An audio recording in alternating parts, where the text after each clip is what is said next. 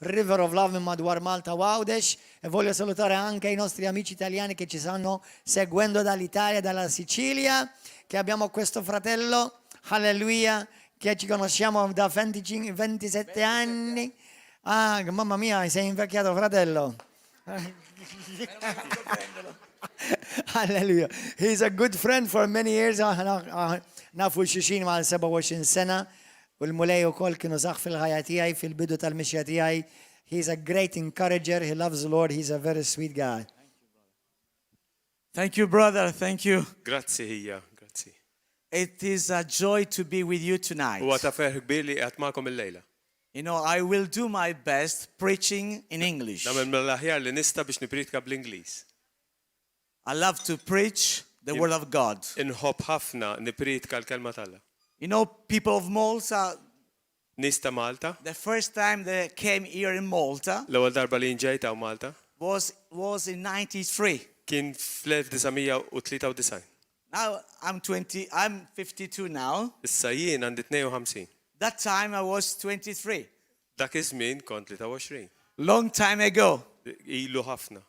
And when I went to this preaching the gospel U meta kont qed nipritka l-Vanġelu, in Valletta il-belt, by the city gate. In that time there was the city fej gate. kien hemm il-tul għall-belt. I il-belt. used to say il-predikaw il-kelma tal-mulej. Kont ngħidha bil-Malti, nipritkaw il-kelma tal-mulej. And I remember that time I saw Dak iż-żmien, a sign rajt bħala tabella in Latin. bil-Latin. Verbum Dei caro factum est. Verbum Dei caro factum est. In other words, says in Latin to English, the word became flesh. U dik tfisser li l-kelma sar bniedem. And the word is Jesus Christ, the Son of the living God. Il-kelma huwa Ġesu Kristu li ben Alla l-ħaj. Hallelujah. And tonight, U l-lejla, I want to preach about him. irrid nipritka fuqu. He's the only way that you can reach heaven. U l-uniku triq li inti tista' tasal il-ġenna. People of God, there is no other way to go to heaven. Nistalla kunu għafu li m'hemm l-ebda triq oħra li inti tista' tmur il-ġenna. Only through Jesus Christ. Minn ġo Ġesu biss. But we do need the guidance of the Holy Spirit. Imma għandna bżonn il-guidance tal-Ispiritu Santu, il-gwida tal-Ispiritu Santu. Without the guidance of the Holy Spirit, we can do nothing. Mingħajr gwida tal-Ispiritu Santu ma nagħmlu xejn. That is vital to be baptized with the Holy Spirit. Għalhekk hija vitali wkoll li titgħamed fl-Ispiritu Santu. It's vital for you and for me. Vitali għalik u għalija. The world must know that they are the children of God today. Id-dinja għandha tkun taf li jaqgħu n-nies Alla llum. Jesus told us that we are the salt and the light of this earth. Ġesu qalilna li aħna l-melħ u d-dawl ta' din l-art. Hallelujah. I'm not ashamed of the gospel because it is the power of God unto salvation. Jiena ma nistħix mill-Vanġelu għax huwa l-qawwa tal-Alla għas-salvazzjoni. You are the church of the living God, the pillar and the founder and the ground of Christ. Intkom il-Knisja ta' Alla l-ħaj, il-kolonna tas-sewwa. Amen. Amen. It's such a joy. You know, I'm so thrilled to be with you tonight. Huwa ta' fer kbir li jiena qiegħed magħkom illejla. Thank you, Pastor Gordon. Grazie, and Pastor Gordon. Pastor Mariella, Pastor to everyone U intkom il-kol for this invitation. għal din l-istedina. You know, it's a miracle for me preaching in English, Huwa miraklu għalija li qed nipritka bl-Ingliż. but in the same time, I wrote a book in English. Imma fl-istess ħin ġibt miegħi ktieb bl-Ingliż. But I have to say thank you to my publisher. Imma rrid ngħid grazzi lill-publisher tiegħi. My publisher is here with me. His name is Giuseppe. Il-publisher is he here? Yes. Huwa hawnhekk miegħi jismu Giuseppe. And it comes to River of Life. U jiġi hawn, River of Love. Giuseppe Guarino. Giuseppe Guarino. God bless you and thank you very much. Mulej birkek u grazzi ħafna. I want to speak about redeeming the time. Irrid nitkellem fuq tifdi il-ħin. Thank you. And if we get our Bible in Ephesian chapter 5. U jekk immorru f'Efesin 5, I give my love to you from my family. Il-familja tiegħi tibgħat l-imħabba tagħha lejkom. Right now they are in Sicily, Bħalissa qegħdin Siċilja. so they greet all of you. Għalhekk isellmulkom. Next time I will come with them. I Darb'oħra promise. inwedkom I li will do my ġibhom best. miegħi. So the title of my message is It-titlu tal-messaġġ tiegħi hu Redeeming the Time. li tifdi il-ħin. Because today, people of God, is so vital Għax to illum redeem the time. nistalla huwa vitali, importanti immens li tifdi il-ħin. Because as you know, we live in an evil age. Għax kif tafu qed ngħixu żminijiet koroħ And we need a protection from God. u għandna bżonn il-protezzjoni mingħand il-mulej. We need the protection of the Holy Spirit. Għandna bżonn il-protezzjoni Hallelujah. mill-Ispirtu Santu. It will guide you. U jigwidak It will equip you. u jarmak It will give you the power u jtik il-qawwa to preach straightly the word of God. biex tipritka il-kelma talla. The Holy Spirit came L-Ispirtu Santu ġi to lift up Jesus. biex jitella l-isem ta' Ġesu. Not himself, but Mhux Jesus. lilu nnifsu imma l-Ġesu. The world today must know the real name of God. Il-dinja llum għandha bżonn tkun taf x'ismu verament Alla. Jesus Christ, said Paul, is the image of the living, of the invisible God. Ġesu Kristu kif qal Pawlu huwa l-imiġ ta' Alla ħaj. Let's read together Ephesians chapter 5 Efesin 5 from verse 15. minn vers 15. Listen carefully, people of God. And God bless his word. Isimgħu sew u l-mulej ibirek kom il-kelma tiegħu. Be very careful then how you live. Isu sewwa kif iġġibu ruhkom. Listen what Paul says through the guidance of the Holy Spirit. Danna Pawlu qed jitkellem bil-gwida tal-Ispirtu Santu. Not as unwise, Mhux bħal nies bladen, but as wise, iżda bħal nies orrif making the most of every opportunity, li jożżu żmien because the days are evil. għaliex ħżiena huma l-jiem. Therefore, do not be foolish, Għalhekk tkunux bla għaqal, but understand what the Lord's will is. imma fitxu x'inhi r-rieda tal-mulej. Do not get drunk on wine, U tiskrux fl-imbit which leads to debauchery. li fihem ħajja bla rażan. Instead, be filled Amen. be filled with the Holy Spirit. Iżda imtlew bl-Ispirtu Santu. Speaking to one another with psalms, hymns, Kantaw flimkien salmi, innijiet u għana spirituali. and songs from the Spirit. Jekk on. Singing and make music from your heart to the Kantaw Lord. u għannu minn qalbkom lil-mulej. And then it says, always giving thanks to God the Father for everything in the name of our Lord Jesus Christ. Roddu dejjem ħajra l-kollox lill-Alla l-Missier fisem Sidnak Ġesu Kristu. Hallelujah. You see, this letter of Ephesians Kif taraw, di litra tal-Efesin speaks about you. titkellem fuqna. When I say about you, I say about the church. Meta ngħid fuqna ngħid il-Knisja. Because don't forget, you are the church of the living God. Għax qatt tinsew li intkom il-Knisja ta' Alla l-ħaj. And this letter has 6 chapters. U din litra għandha 6 kapitli. And in each chapters, we see described the name of the church, the function of the church. Which chapter? Every chapter. U f'kull kapitlu naraw diskriv l-ismijiet tal-Knisja. For instance, from chapter 1 of Ephesians speaks about the church has a body. Per eżempju, kapitlu 1 jitkellem fuq il-Knisja għandha l-ġisem. Chapter 2 it speaks about the church as a living temple. It-tieni kapitlu jitkellem fuq il-Knisja bħala tempju ħaj. Chapter 3 speaks about the church like a mystery. Kapitlu 3 jitkellem fuq il-Knisja bħala misteru. Chapter 4 speaks about the church as a mature man. Kapitlu 4 jitkellem fuq il-Knisja bħala bniedem matur.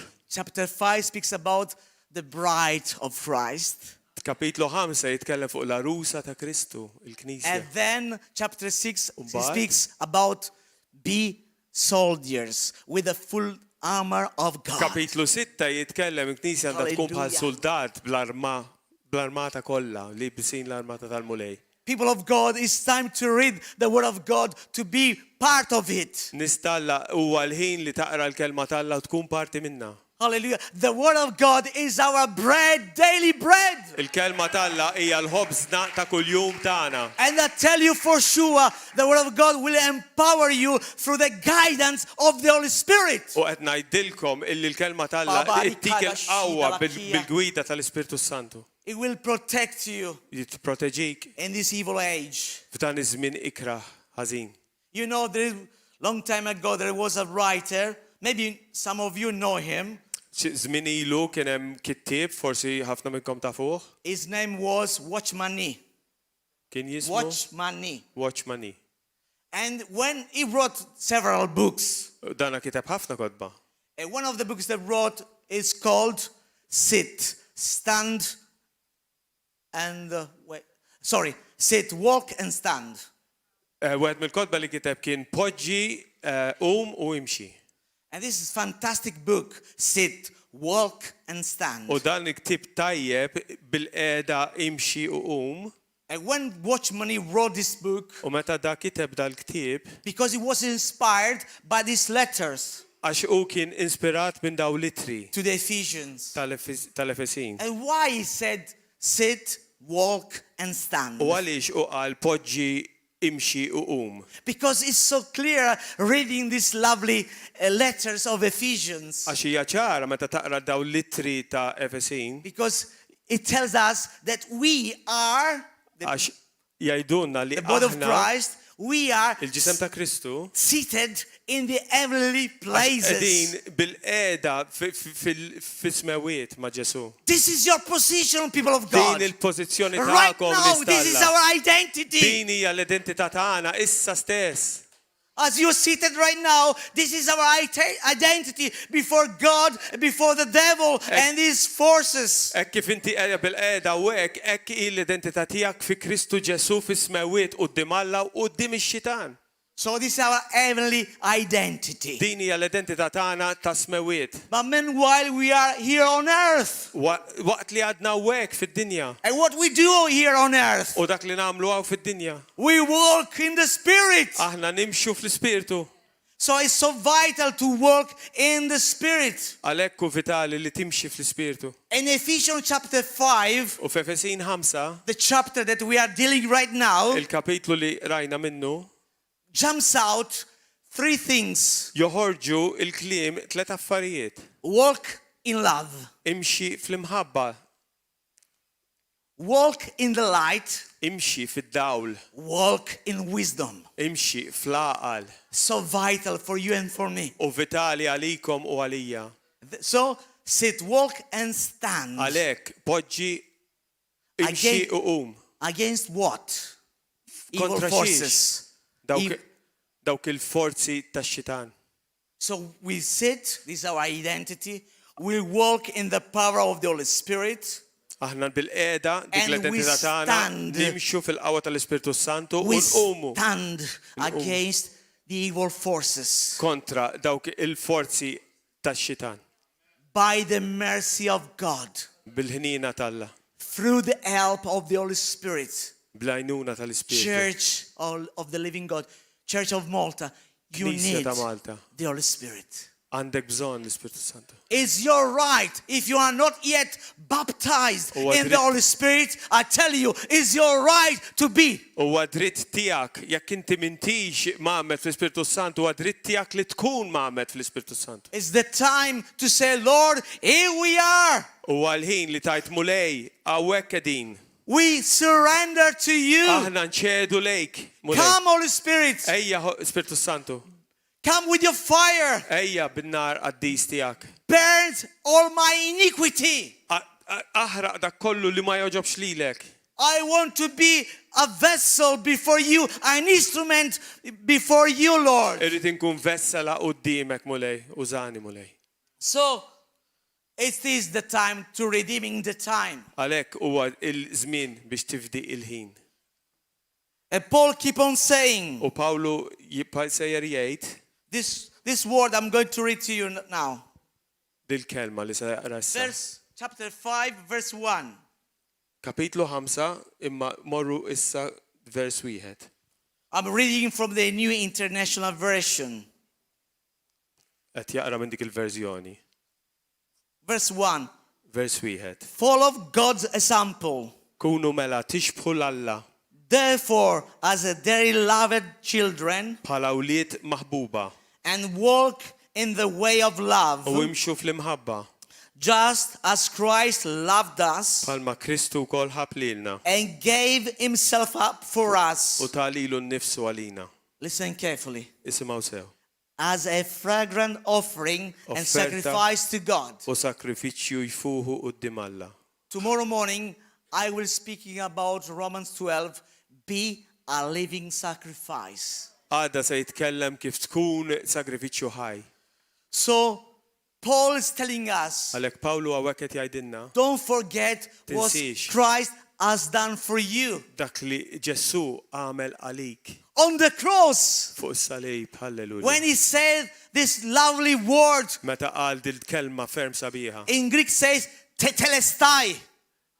Tetelestai means accomplished, Tetelestai. paid in full. Kollox mitmum. Id-dejn Yes. ġim ħallas. Halleluja. Glory unto him. Glorja lilu. The devil must know that you know the word of God. Ix-xitan għandu bżonn ikun jaf li inti taf għall-kelma Or tal-Alla. else he will come to test you to see if you know the word of Għax God. inkella hu jiġi testjak biex ikun jaf jekk inti tafix il-kelma tal-Alla. The Apostle Paul said to Timothy, Timothy, is the time to divide righteously the word of truth. L-Apostlu Pawlu qal lil Timotju huwa l-ħin li taqsam bil-kelma tal-Alla, bil-kelma tal-verità. You know, the name of Timothy means honoring God. L-isem ta' Timotju jfisser li tonora l-Alla. People of God, it is the time for you and Nistalla. for me to honor God. Huwa żmien li nonoraw With lil our mulej. speech, with our attitude, the Bil-kliem, way of we live. bl-attitudni tagħna kif ngħixu. Our society must know there are people that they didn't bow down to Baal. Is-soċjetà li ngħixu fiha hemm bżonn tkun taf li hawn nies li ma milux lejn ix-xitan lejn Baal. Hallelujah. But we bow down to Jesus Imma Christ, niżlu biss the King quddiem of Ġesu Kings Kristu, and the Lord of ir-Re Lords. tar-Rejiet. Halleluja. So that's why I urge you, it's a time to say, Lord, I want to be filled with your spirit. Għalhekk ninkoraġġikom huwa żmien li tajt mulej irid nkun mimli bl-ispirtu tiegħek. And I tell you, when the people of God are filled with the Holy Spirit, the demons can stay. U They qed will flee. ngħidilkom u dil-verità li meta n-nistalla huma mimlijin bl-Ispirtu Santu x'jagħtem ma jistgħux joqogħdu fil-preżenza tagħhom ikollhom jitilqu. Because they can recognize, Għax the real children of God. Għax huma jarfu dawk li huma verament il-luliet Alla. So it is the time, Għalhekk huwa żmien redeeming the time. biex Redeeming nifdu the il-ħin. time. Say, Lord, here I am. Għajdlu mulej jiena qiegħed. I want to preach your word with power, Irrid nipritka l-kelma tiegħek bil-qawwa, with thy anointing. bil-dilka. Because as you know, the anointing Għax kif breaks tafu. the yoke. Għax kif tafu Kababari shajda kiboro do koida. il-dilka tkisser il-madmat. All right? Keep up. Carry on. So far, so good. Amen. Tajjeb għadkom hawn. God is faithful, I tell you. God is Alla u faithful. fidil. I say thank you, Jesus. Grazzi Ġesu. So, Paul says, be in the real translation, the original translation, let's say, Pawlu jgħid fit-translation he oriġinali says, be imitators. huwa jgħid kunu dawk li timitaw. He doesn't say followers. Ma jgħidx tkunu segwaċi, Be imitators. kunu dawk li timitaw. In other words, he's saying to you, F'kelm oħra qed jgħidlek? it's speaking about mimic. Isa mimika. Yes. Tikkopja. If God says, if God do like that, Jekk Alla jagħmel hekk, you will do like inti that. tagħmel hekk. If God tells you, no go right, Jekk go left, you go Alla jgħidlek left. tmux lejn lemin, mur lejn xalluk, inti mur lejn xalluk. be imitators is not to be comedians. Li timita mhux li tkun kumedjan, We are not comedians. maħniex kumedjanti.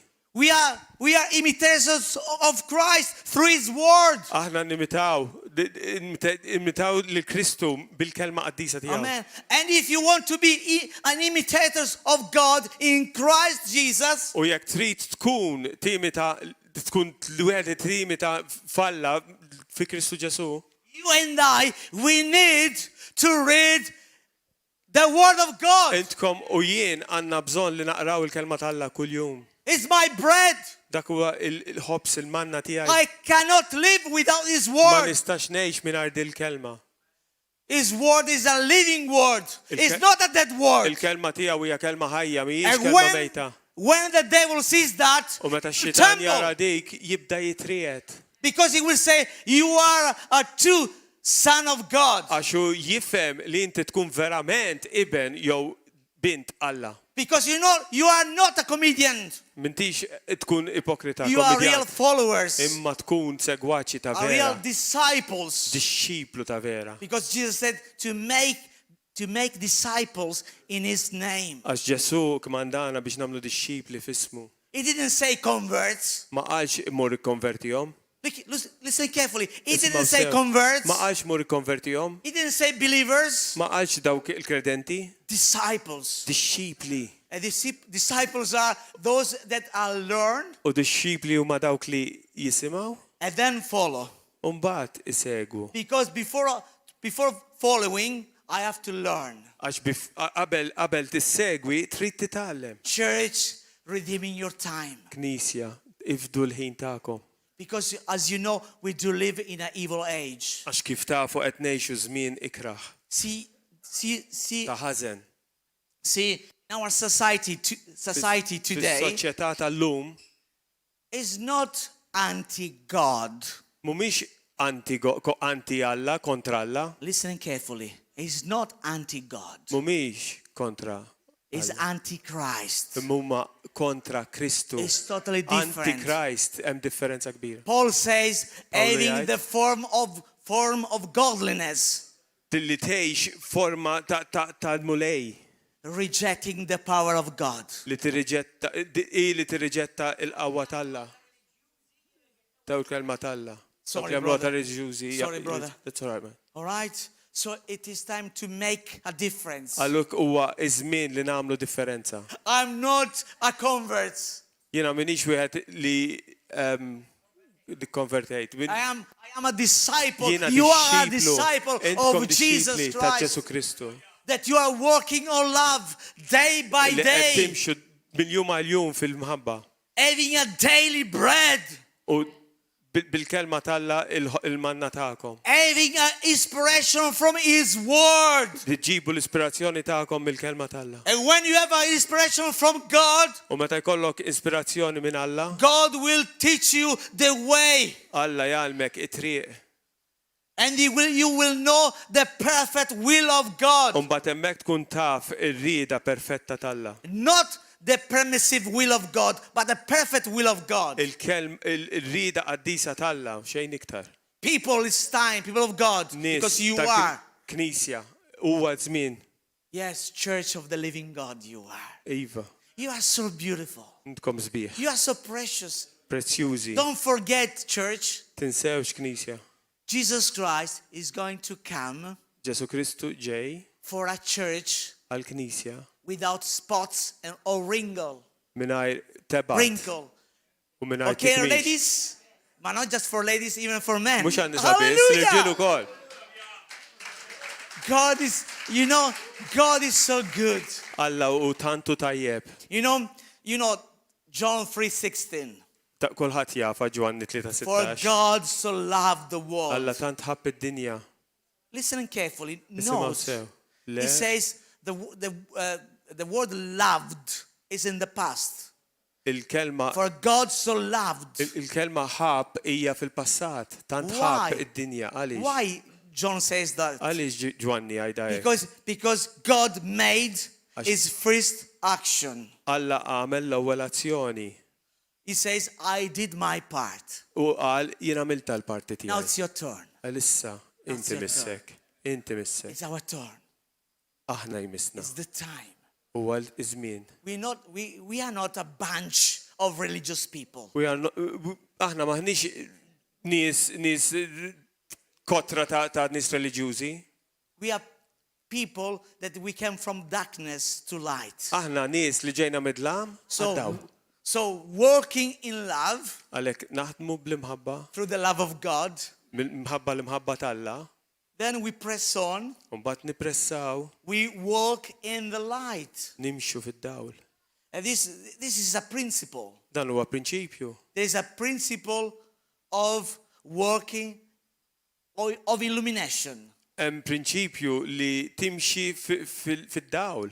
And we won't walk in the light. U aħna rridu nimxu fid-dawl. Or else you are in the darkness. Għax inkella dlam bissem, You see me now because there is light. qed tarawna u fuq għax hawn id-dawl mixaw. And I tell you, people of God, I need the light of Christ on me. U ħanajdilkom nistalla għandi bżonn id-dawl ta' Kristu fuqi. Why that? Għaliex? Because I tell you, we live in a dark age. Għax qed ngħixu fi żmienijiet ta' dlam. It's so easy to sleep. Huwa faċli li tiżloq. That's why we need to walk in the light. Għalhekk irridu nimxu fid-dawl. It's an action that you and I, we must do. Hija azzjoni li kemm intkom u jien irridu bil-fors nagħmlu. It is an imperative. I must. Bil-fors, imperattiva, bil-fors. But I will do it Imma jien nagħmilha with the guidance of the Holy Spirit. bil-gwida tal-Ispirtu Sant. Or else I'm nothing. Għax inkella ma jien xejn. I will be a loser. Nkun wieħed tal-lif. I cannot live a Christian life Ma nistax ngħix ħajja Kristjana by soul power. mill-qawwa tiegħi.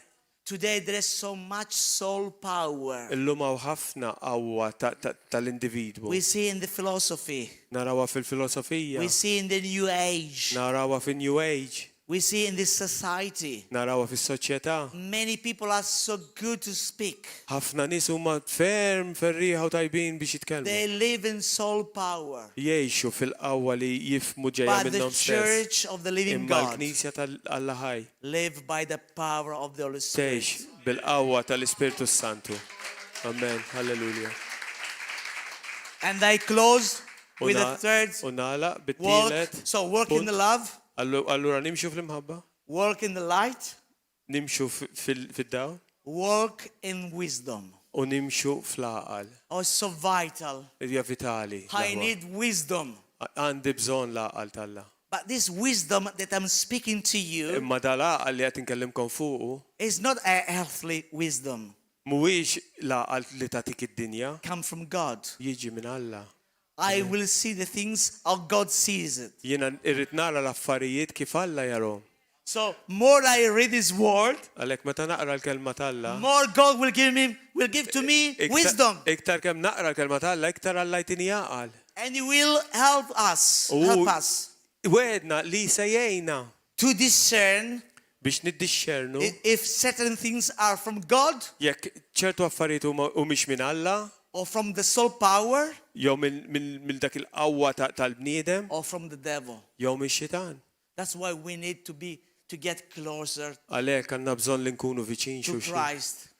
ma' Kristu Ġesu. Walk daily with Nimxu Him kuljum miegħu and say, Lord, what shall I do today? u ngħidu mulej xi tidni nagħmel illum. You know, sister, you know, brother, don't think about tomorrow. Għalhekk hija oħti toqgħodx taħseb fuq għada. We live today, Aħna ngħixu jum illum. and today is a gift. U llum huwa preżent, huwa don.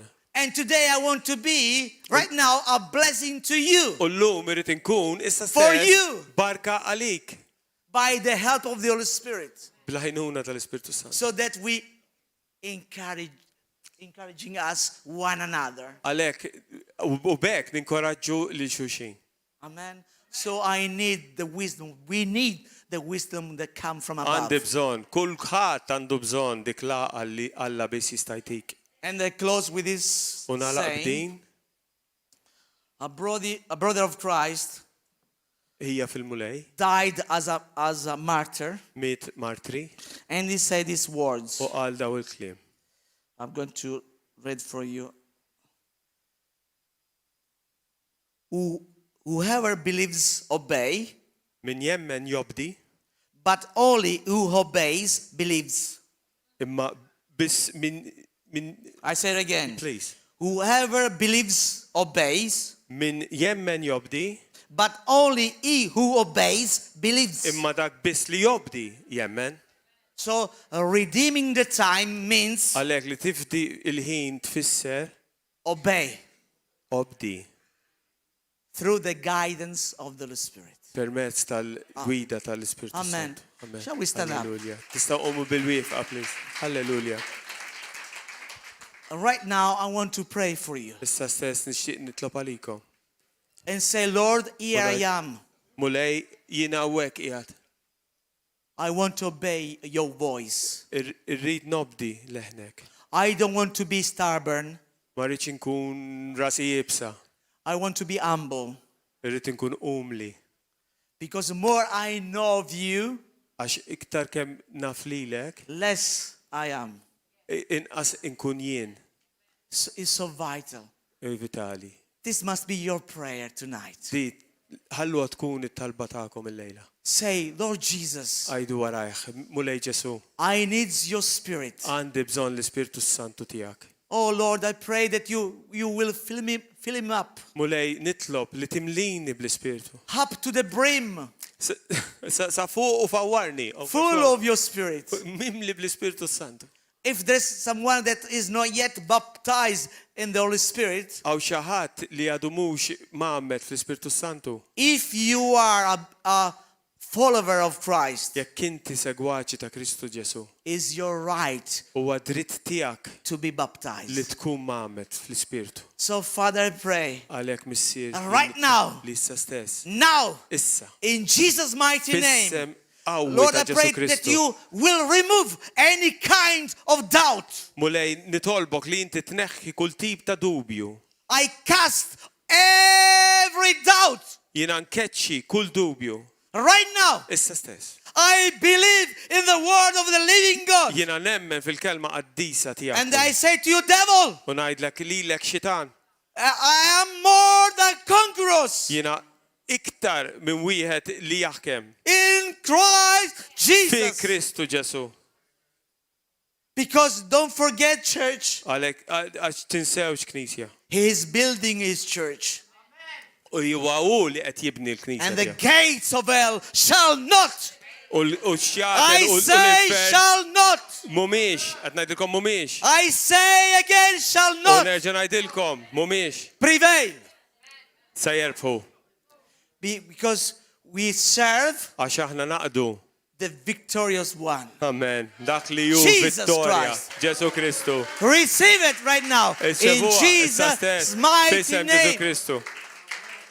Let's confess to him our weakness. Ejja morru ħdejh bid-djufija tagħna.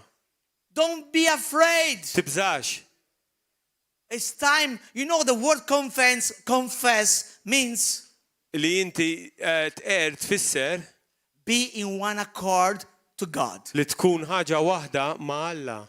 Just Li tistqar, mhux li tqer, li tistqar. just say, Lord, I have this kind of weakness. Taqajdu għadlu mulej għandi di-djufija. You know, playing, whatever, anything. The weakness of the flesh. Djufija tal-ġisem. Put under the feet of Jesus. Qiegħda f'riġlej Ġesu. And he will care for you. Iżomma Receive it in Jesus' name. Irċivuha din f'isem Ġesu Kristu. I say, Lord, Ngħid mulej. be with your church. Be with your church. Kun mal-Knisja tiegħek. Bless your people. Kbirek il-poplu tiegħek. Heal your people. Fejja il-poplu tiegħek. You send your word and they are healed in Jesus' U ma mighty semaw name. il-kelma tqaddisa tiegħek u huma mfejqa f'isem Ġesu Kristu.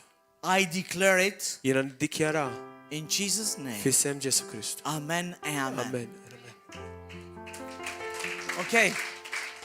I want to pray for the people on YouTube. Ħajjitlob għalikom li qed tarawna fuq Raise ix-xandir. up your hands Ollu jdejkom and faith declares, u bil-fidi Lord, I iddikjaraw. thank you for my healing. Mulej nirringrazzjak għal fejqan tiegħi.